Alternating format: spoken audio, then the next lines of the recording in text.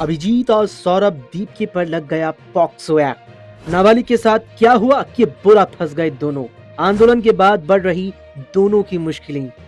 NEET paper leak मामले को लेकर 20 जुलाई को जंतर मंतर पर हुए कॉकरोच जनता पार्टी यानी सीजेपी के प्रदर्शन में एक नया विवाद खड़ा हो गया है।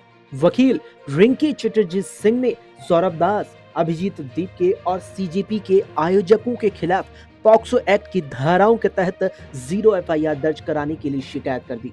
उनका आरोप है कि प्रदर्शन में एक 12 साल की बच्ची को लाया गया था, जिसके साथ पुलिस के लाठीचार्ज के दौरान बदसलूकी भी हुई।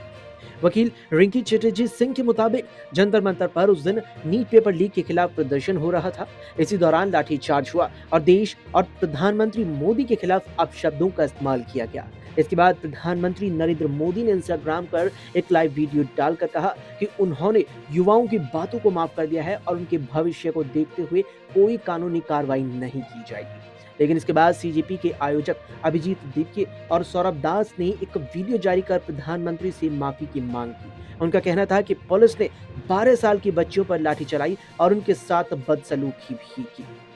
इस बात पर वकील रिंकी चटर्जी सिंह ने सवाल उठाया कि आखिर इतनी छोटी उम्र की बच्ची को प्रदर्शन में कौन लेकर आया। उनका कहना है कि इस उम्र का बच्चा देखभाल और सुरक्षा की जरूरत वाला बच्चा माना जाता है, इसलिए आयोजकों के खिलाफ पॉक्सो एक्ट की धारा 13, 14 और 15 साथ ही बीएनएस की धारा 153 के तहत मामला दर्ज होना चाहिए।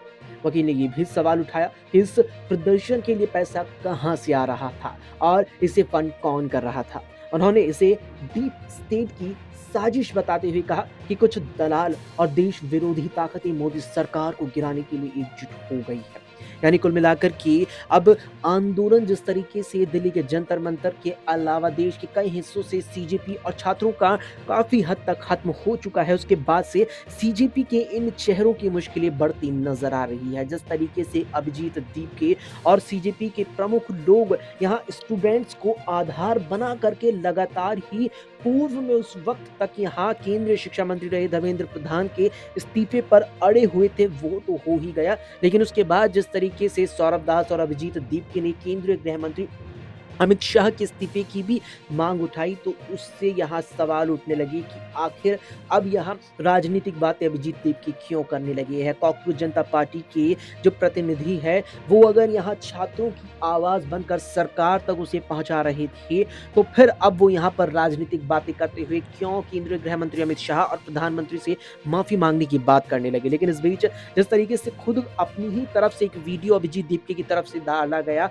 जिसमें देखा गया कि एक 12 साल की बच्ची पर लाठीचार्ज के दौरान यहाँ अभद्रता हुई और खुद ये चीज का जिक्र यहाँ अभिजीत दीपके ने भी किया, लेकिन अब उसी को आधार बनाकर एक वकील ने उन पर केस दर्ज कर दिया है।